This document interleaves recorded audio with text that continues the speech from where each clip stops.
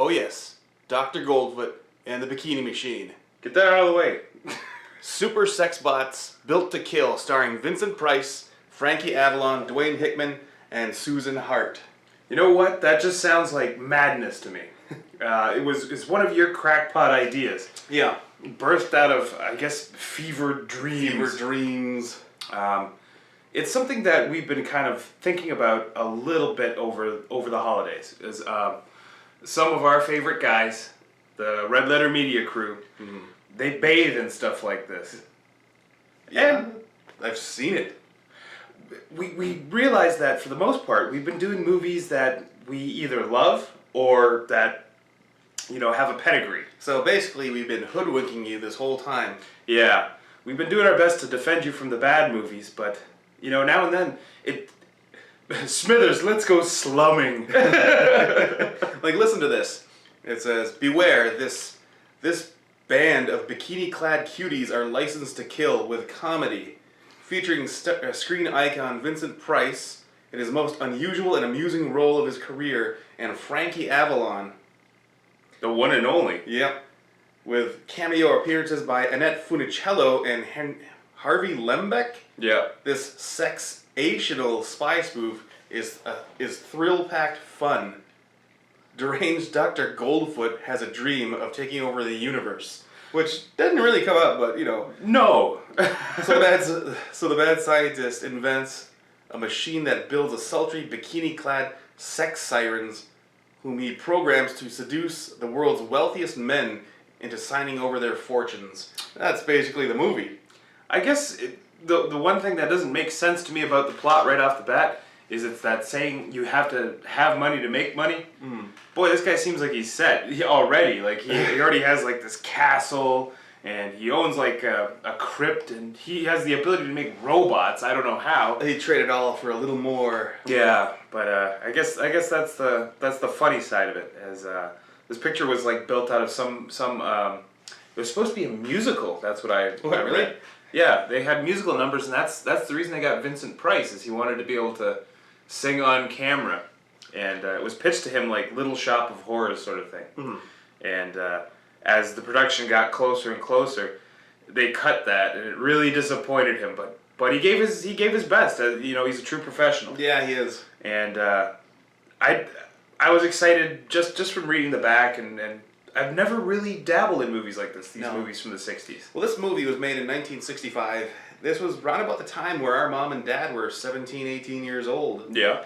And this is kind of targeted at them. And so I figured, why not give it a shot? And you know what? It's actually really funny. I've laughed more at this than some bona fide comedies of recent years. Oh, I'll tell you. Wholeheartedly, too. I mean, as many, there's like the slapstick gags and the usual cheap laughs and chuckles. There's some genuinely funny stuff in this. I didn't want to laugh as much as I did. I don't know why, but because you felt shame. I felt shame. I felt like I was buying into this. They aimed it right at me, sort of thing. And I'm an easy laugh. But so basically, the movie says, "See, you're not so tough after all." Yeah, you're not so sophisticated. Yeah. You don't put your pinky out. Okay, all right, I'll take it. Because, I had a lot of fun watching this movie. And it's no small part is Frankie Avalon, who I've known for his music in passing. But what a ham. Virtually everyone in this movie is a ham. Yeah. I mean, it's almost like they hit this moment where they say, all right, it's not a musical. There's no chance to have an award-winning soundtrack. Let's just have fun. Yeah. See, this was the 60s, so as far as I'm concerned, of the movies that I've seen from then, that are comedies, it all ends up in some big whirlwind of action at the end. Yeah. Like the movie The Party. The Party or Mad World. Yeah. And I guess that's where you dump the budget. Like you make a film up to a point, and then you look at the back end. Well, we still got about 20 grand left. Let's see what we can burn down. And I like that vibe. There's just such a reckless use of I guess props and gags and actors and I love those scenes in old movies where there's the screen of the road scrolling into the background. Yeah. And everyone's just going like that. And everyone's moving at like twice speed, Yeah. you know, and you can tell because everyone's who's leaning out of the car, they're waving their hats like... Yeah, everything's just fluttering. Even the trees are going nuts. You know. But, even the trees are going nuts. Yeah, they're just... Yeah, soft breeze turns into a gale force wind as they fly by. Yeah.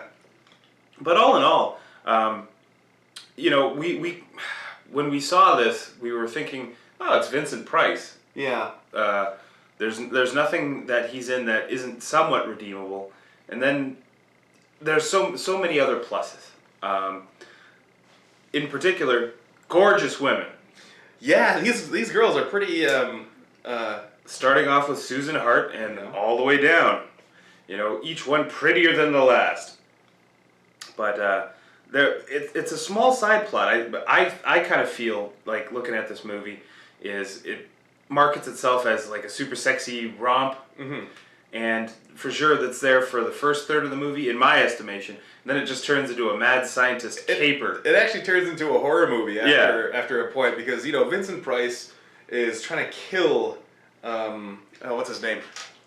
Which one? The detective? No. Well, you know, he's wrapped up in it too. Oh, Todd Armstrong. Todd Armstrong and Craig, whatever his name is. Gamble. Craig Gamble. They're caught up. They kind of know what Vincent Price is up to. That he's using these basic fembots. Yeah, fembots to extort money. And they're going to put a stop to it. So they trace him down to his secret lair inside of his own memorial, the Goldfoot Memorial Park. Yeah. It's a graveyard. And once they get in there, it becomes... They basically brought in an old horror set. And it has the whole pendulum swinging thing like that. And yeah. Some of the craziest rooms I've ever seen in a movie. Like, Vince he's got them captive and he's taking them on a tour. He's like, check this out. And he opens up a door, and there's a guy on a motorcycle, chained up with barbed wire or something like that. And I know it was a cameo. Like he's like revving the engine. Yeah, like, what? It's supposed to be a cameo, but pure sight gag. Just one of the funniest things I'd seen. I think that was supposed to be Marlon Brando. Yeah, like somebody imitating Marlon Brando. Yeah, but there's so many small things like that. Like even in the pendulum room. When he has Todd chained down and it's ready to cut his guts, and they pan over to Vincent Price, who has had time to change into an executioner's robe, and you know he's got the whole shtick going. But that's him. He lives in that character. Slightly effeminate, slightly fey, but you know he's still the merchant of menace. Mm-hmm. But you know that's the funny thing is like we have a lot of good things to say about this movie. The plot is really kind of all over the place. It's all over the place. At first it's about money, then it's about, you know, taking over the world a little bit, and then it bounces around, but it's still kind of... It finds its footing, but it's very shaky. And he even has his weird little assistant, Igor, who... I guess was trying his best to be like... Oh, who was actually brought back from the dead. Yeah, brought back from the dead as some sort of a reanimated corpse, but... it's all over the place. It's all over the place. It doesn't know what it wants to be, but when it decides what it wants to be for those 10-15 minutes, it's a lot of fun. And then, it's time to switch it up. It's time to send the two goofballs off in another direction. That's actually one of the best endings, I think, to a movie, because, you know, there's... Todd and Craig, they're getting chased down by Goldfoot and his assistant Igor, and they kind of lure him into a trap. Where you have like Vincent just flying off this ramp into the cliffs below, into a missile testing range.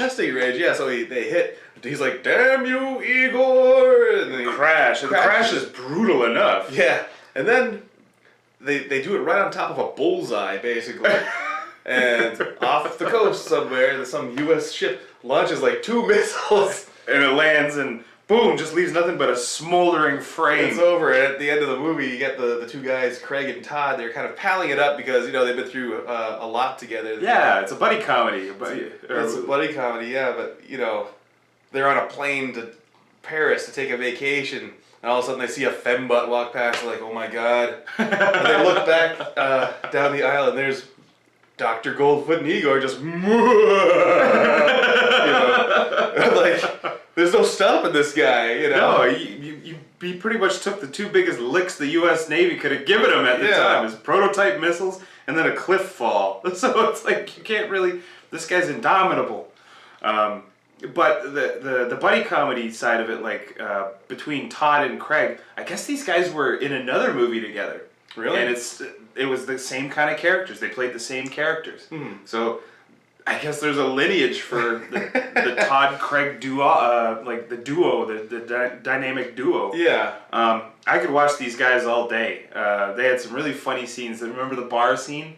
And he's trying to convince Todd about the plan, and you're full of crap. And they're pouring each other drinks, and by the end, they're best buddies. They're best buddies. All right, you hide in my rotating bar. Yeah. And then of course it has the scene with the picture of the eyes coming out, like he pulls it out. Are you listening to this? And then the picture of this little sad boy.